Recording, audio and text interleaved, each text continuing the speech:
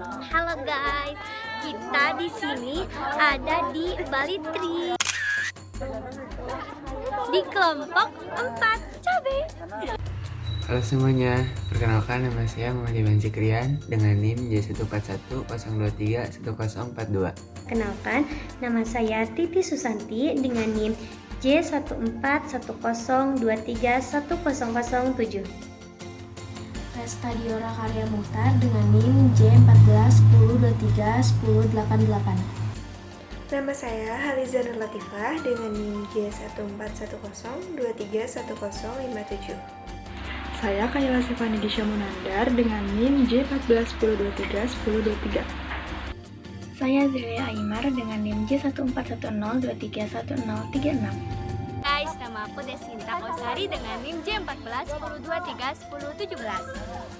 Halo, aku Zakia Lainun Zain dengan NIM J14-1023-1091. Perkenalkan, saya Lia, saya didampingi oleh Pak Firdaus, Pak Yona, sama Bu Ida. Bayangkan saja kalau bisa jual 1 juta 1 tahun, sudah keuntungan 5 juta, biaya operasional paling besar 1.000-1.500 masih bisa untung 3,5 miliar. Itu baru dari benih kopi. Nah, belum lagi dari produknya, adik-adik. Nanti ada di kita itu ada namanya bioindustri. Biar teman-teman lihat sebelum ini. Bioindustri itu untuk mengolah kopi dan kakao. Di sana ada olahan kopi. Kopi terkenal kita itu kopi Binturong. Sudah dipatenkan, keluar paten per 29 September tahun 2022. Jadi kami itu dari manajemen bisnis Teddy, dan ini kebanyakan dari IPS. Karena yang di depan ini kosong, itu kita pindahkan ke depan supaya nanti yang di belakang itu bisa kita isi lagi. Nah, mungkin untuk kegiatan pertama, sebelum kita belajar di sini, kita belajar dulu bagaimana cara mengecambahkan benihnya seperti itu. Nah, nanti teman-teman bisa bergeser ke arah sana bersama saya.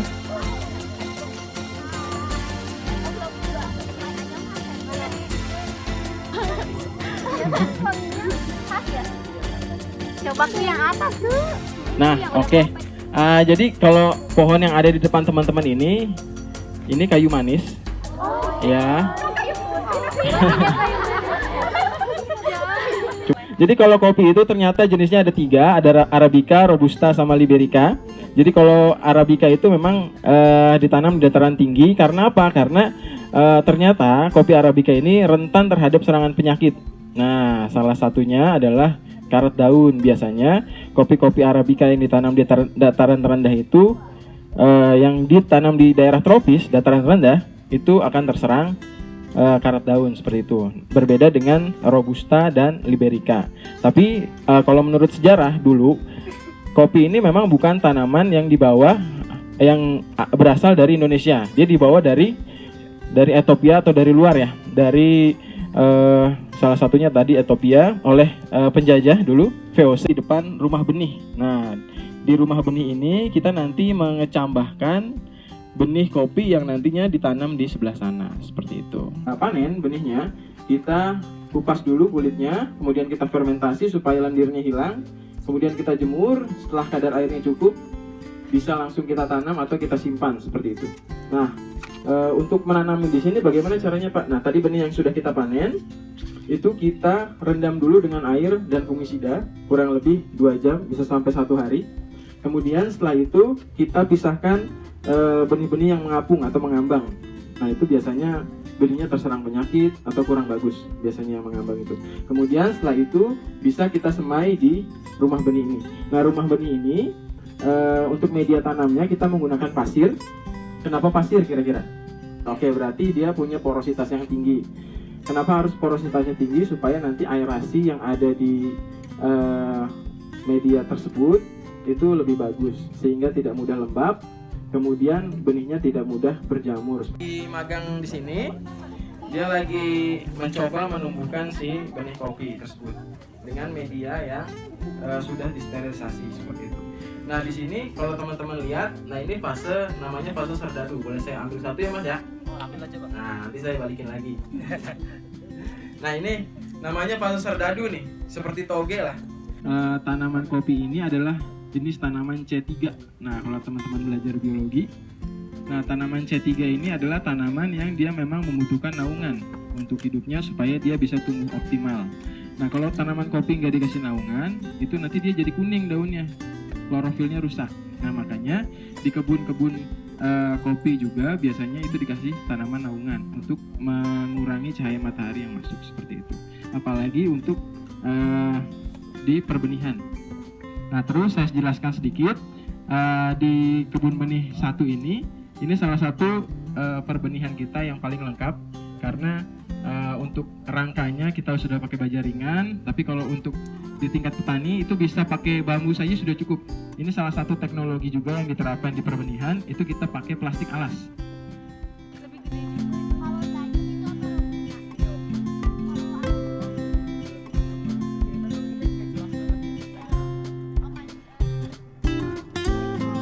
Dalam proses pengolahan kopi.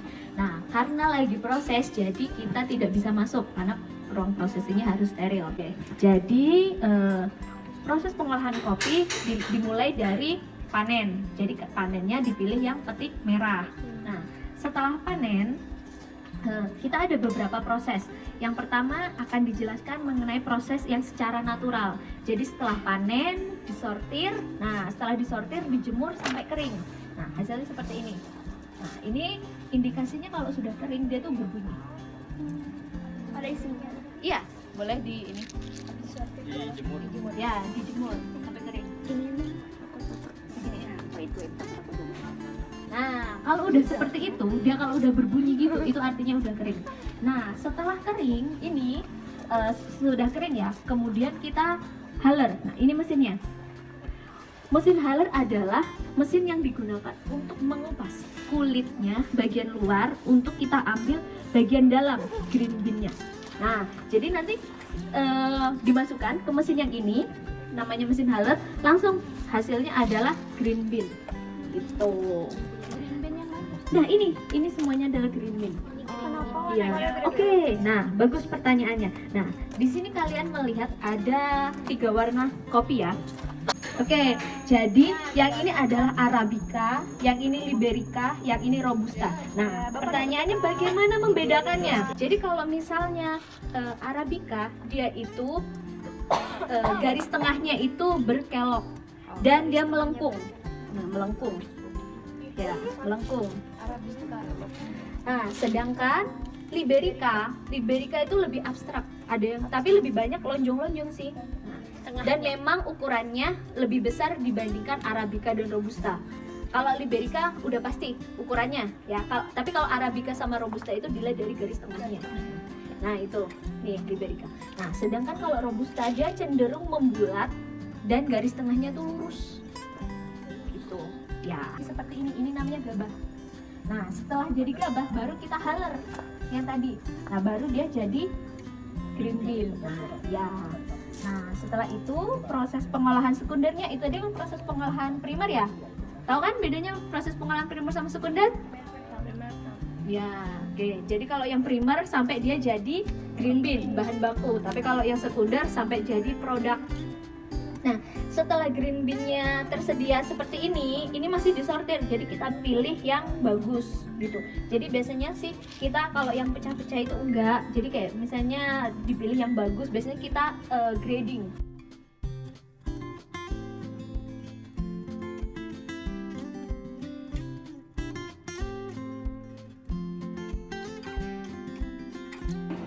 Kalau tadi ada kalau yang di pohon kan warna hijau, warna merah, ya. Yang hijau itu kalau matang kekuningan bisa sampai seperti ini juga. Terus kalau yang merah itu warnanya ke orenan.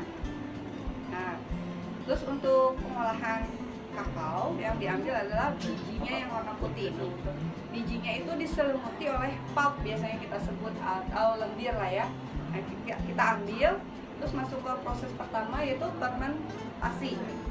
Fermentasi itu disimpan di wadah, suatu wadah yang biasanya berbahan kayu, diselimuti sama daun pisang, itu untuk menjaga suhu saat fermentasi. Terus ditutup karung goni juga. Di fermentasi ini adalah merupakan proses awal untuk membentuk cita rasa nanti dari kakao. Ada asam asetat yang merubah muncul protein seperti itu nanti. untuk zat-zat kimiawinya membentuk cita rasa khas kakao. Setelah fermentasi itu 5-6 hari dicuci sampai bersih, sampai lendirnya hilang. Habis dicuci masuk ke proses pengeringan. Itu dikeringkan kurang lebih 7% kadar airnya. Nah, seperti ini. Nanti pas fermentasi pun biji putih yang tadi berubah menjadi coklat, terus pengeringan jadi coklat seperti ini juga sudah kering. Jadi si biji kakaonya pun di roasting sama seperti kopi. Nah, saat roasting yang tadi, zat-zat kimiawi yang terbentuk hasil fermentasi itu bereaksi lagi, namanya reaksi Maillard. Bisa di-searching sendiri reaksi Maillard itu apa.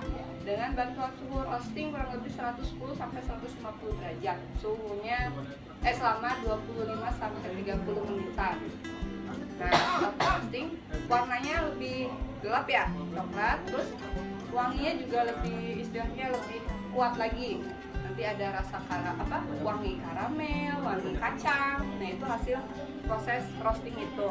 Nah, kulit arinya kita pisahkan. Yang kita pakai untuk mengolah kakao itu nib kakao yang udah langsung menjadi serpihan ini di mesin halernya itu. Di BSD Factory ini olahan kakao ada dua, ada bubuk kakao sama yang coklat batangan seperti ini. Coba boleh gimana rasanya? How is it? The taste? Dark coklat, tapi rasanya deep banget. Manisnya tipis. Kalau untuk penjelasannya mungkin segitu, kurang lebihnya mohon maaf. Nanti kalau ditanyakan bisa lebih lanjut Tapi lagi. kalau ada yang lebih manis, ada yang lebih manis dari ini nggak? Ini paling manis. Di sini kita milk kita segini. Oh segini. Standarnya segini. Berapa Bu? Di sini kami fokus pada memperbanyakan kopi Robusta secara vegetatif.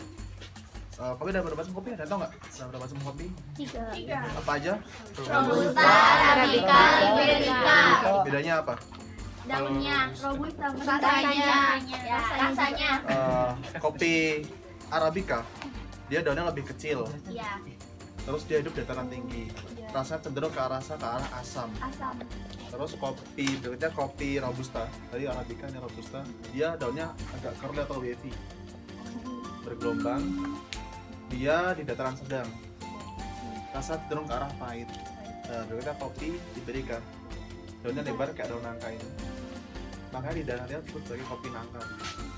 Dia rasa paduan antara asam dan pahit. Kopi Robusta. Jadi nanti kita ambil tunas air atau tunas yang ke atas dari tanaman kopi Robusta. Ini sebenarnya antras ya, ini antras ya. Lalu kita potong dulu cabang-cabang sampingnya dia dan gunting. Potong nanti kita potong, kita bersihkan, lalu kita kupir daunnya atau dikurangi sebagian daunnya.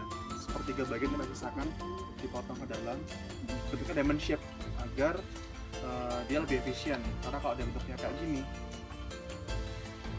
air netes dia akan mengendap di sini. Yang lebih dia akan lebih efisien sama nggak ada kontak dengan tanaman sebelahnya. Kalau sampai ada kontak dengan tanaman sebelah dia dan dia berpenyakit kotoran juga.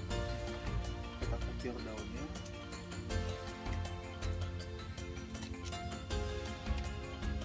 Lalu kita potong. Kita ambil ruas yang paling bagus. Bisa di ruas nomor 1, 2, 3, 4, 5 ya. Kita ambil nomor 2 atau sampai nomor 4. Kita ambil sebelah sini. Kita ukur sekitar 4 cm atau 4 ruas jari. Kita ambil di arah tubuhnya si daun. Kita gunakan pisau yang tajam. Untuk memotong tunas samping dan juga mengubah daun bisa menggunakan gunting, tapi untuk memotong menggunakan pisau agar tidak ada bagian yang pecah. Kita potong sudut 45 derajat. Kita satu kali tarikan. Kita bentuk checklist seperti ini. Fungsinya apa? Ketika agar mencapai dalam media tanam dia tidak mudah rusak. Dan di sela-sela ini nanti muncul tunas tunggang semuanya dia lebih kuat secara perakaran. Lalu kita ambil 1 cm di atasnya ini, kita tarik satu kali aja. Fungsinya apa? Agar dia tidak ada air yang mengendap di sini.